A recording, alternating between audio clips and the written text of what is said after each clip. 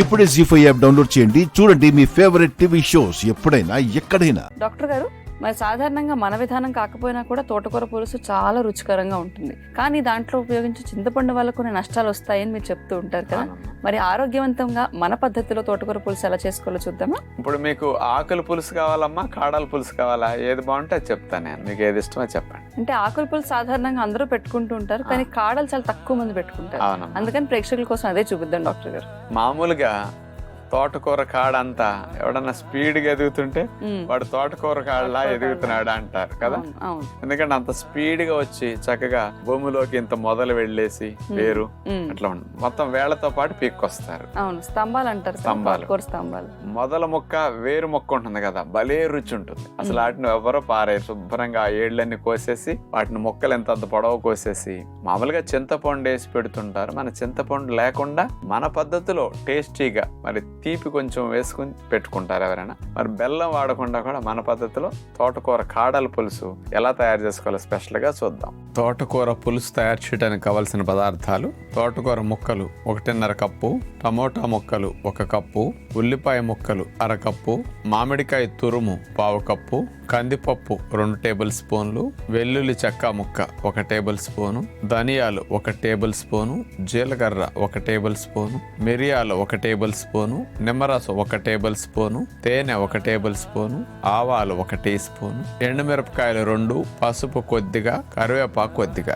ముందుగా ఒక non stick పాత్ర తీసుకుని కందిపప్పును వేసేసి దోరగా వేడి చేస్తాం. ఆ తర్వాత దాని ప్లేట్లో తీసేసుకుని అదే బాండీలో ధనియాలు, కరివేపాకు, జీలకర్ర, మిరియాలు, ఈ తోటకూర పులుసుకి మసాలా దోరగా వేపించుకుంటున్నాం. ఇవన్నీ వేగిన తర్వాత అందులో కందిపప్పు కూడా వేపిన దాన్ని వేసేసి కలిపేస్తాం. అవన్నీ కొద్దిగా గోరువెచ్చగా చల్లారిన తర్వాత మిక్సీ జార్లో వేసేసి తోటకూర పులుసుకి మసాలా పొడి సిద్ధం చేసి పక్కన పెట్టుకుంటాం. ఒక నాన్ స్టిక్ పాత్రలో కట్ చేసుకున్న తోటకూర ఆకు ముక్కల్ని వేసేసాం. అందులో టమోటా ముక్కలు వేసేసి పైన మూత పెట్టేసి సన్న సెక్క మీద మగ్గనిస్తాం. 10 నిమిషాలు మగ్గిన తర్వాత మిక్సీ జార్ తీసుకుని అందులో టమోటా ముక్కలు, తోటకూర ఆకు ఉడికిన దాన్ని వేసేసి అందులో పచ్చి మామిడికాయ ముక్కలు, తేనె వేసేసి మెత్తగా పేస్ట్ చేసుకుంటాం. ఇక పులుసుకి ఒక నాన్ స్టిక్ పాత్ర విడిగా పెట్టి అందులో మేగడ వేసేస్తాం. అందులో ఆవాలు, ఎండుమిరపకాయ ముక్కలు, వెల్లుల్లిపాయ రెబ్బలు, ఉల్లిపాయ ముక్కలు, కరివేపాకు ఇవన్నీ వేసి మేగడలో తాలింపు వేగనిస్తాం. తాలింపు వేగిన తర్వాత అందులో పచ్చి మామిడికాయ, తోటకూర, టమోటా ముక్కలు వీటన్నిటిని గ్రైండ్ చేసుకున్న పేస్ట్ని తీసుకొచ్చి ఈ తాలింపులో వేసేస్తాం. కొద్దిగా నీళ్లు పోసేసి దానిపైన ముందుగా మనం తయారు చేసుకున్న మసాలాను అందులో వేసేసాం. 10 నిమిషాలు అట్లా మగ్గనిస్తే బాగుంటుంది. తర్వాత కొత్తిమీర చల్లేసి తోటకూర పులుసు దింపేస్తాం. చూసారుగా తోటకూర కాడలతో పులుసు పెట్టుకునే విధానం ఏంటో. మరి ఇలాంటి పులుసుల్లో ఎక్కువ అనారోగ్యం కలిగించే ఉప్పు, చింతపండు ఉంటూ ఉంటాయి. కాబట్టి ఆరోగ్యవంతమైన విధానాన్ని డాక్టర్ గారు మనకు అందించారు. ఈ విధానాన్ని తప్పనిసరిగా వంటలు చేసేటప్పుడు గుర్తుపెట్టుకుని ఫాలో అవ్వండి. డాక్టర్ గారు, మరి మోకాళ్ళకి చక్కగా రక్త ప్రసరణ జరిగి అక్కడ మూవ్మెంట్, ఫ్లెక్సిబిలిటీని పెంచాలి, బలోపేతం చేయాలి. అలాంటి వ్యాయామాలు ఏంటో ఒకసారి చూపిస్తారా? తప్పనిసరిగానమ్మా. నోటిని ఎంత కదుపుతామో నోట్లో లాలాజలం అంతా స్రవిస్తూ ఉంటుంది. అట్లాగే మోకాళ్ళ భాగాన్ని ఎంత వ్యాయామాల రూపంలో కదుపుతామో జిగురోత్పత్తి అంత పెరుగుతుంది. సహజంగా ఏంటంటే ఆ మూమెంట్ ఉన్నప్పుడు రాపిడి లేకుండా ఎముకని రక్షించుకోవడానికి జిగురు ఎక్కువ ఉత్పత్తి అయి సహజంగా వచ్చి రక్షణ కలిగిస్తుంది.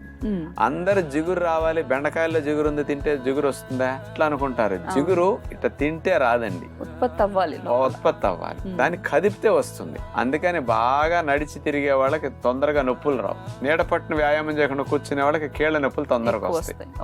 అందుకని ఈ మోకాళ్ళ భాగంలో బాగా కదలిక చేయాలి. వీళ్ళకి నొప్పి ఎక్కువ అవ్వకూడదు, శ్రమ లేకుండా ఉండాలి. ఇలా దృష్టిలో పెట్టుకుని కొన్ని 4 వ్యాయామాలు ఎలా చేస్తే బాగుంటుందో సులభమైన ఇప్పుడు చూడండి.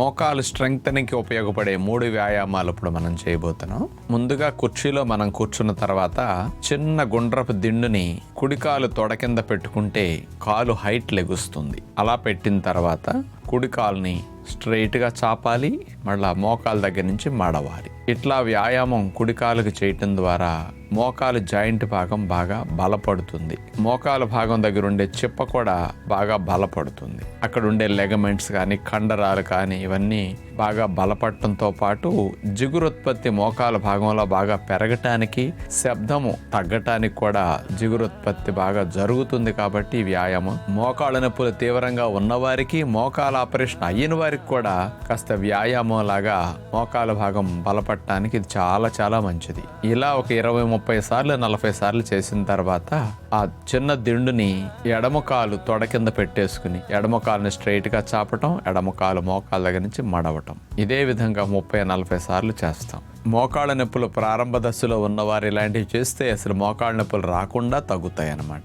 ఇక రెండవది, గోడ సహాయం తీసుకుని 2 చేతుల్ని లేపి మోకాళ్ళను ఉంచి చేతుల్ని కూడా అట్లా దించుతూ గోడ కుర్చీ వెయ్యాలి. ఉత్కటాసన్ అంటే మోకాళ్ళ భాగం దగ్గర అట్లా బెండై నడుముని వీపుని గోడ కానిస్తాం కాబట్టి సపోర్ట్ ఉండటం వల్ల బ్యాలెన్స్ ఉంటుంది. మోకాళ్ళ భాగం బాగా దృఢపడటానికి ఈ గోడ కుర్చీలాగా మనం వంగి కూర్చోవటం అనేది మంచి వ్యాయామం మోకాళ్ళ భాగాలన్నిటికీ కూడా.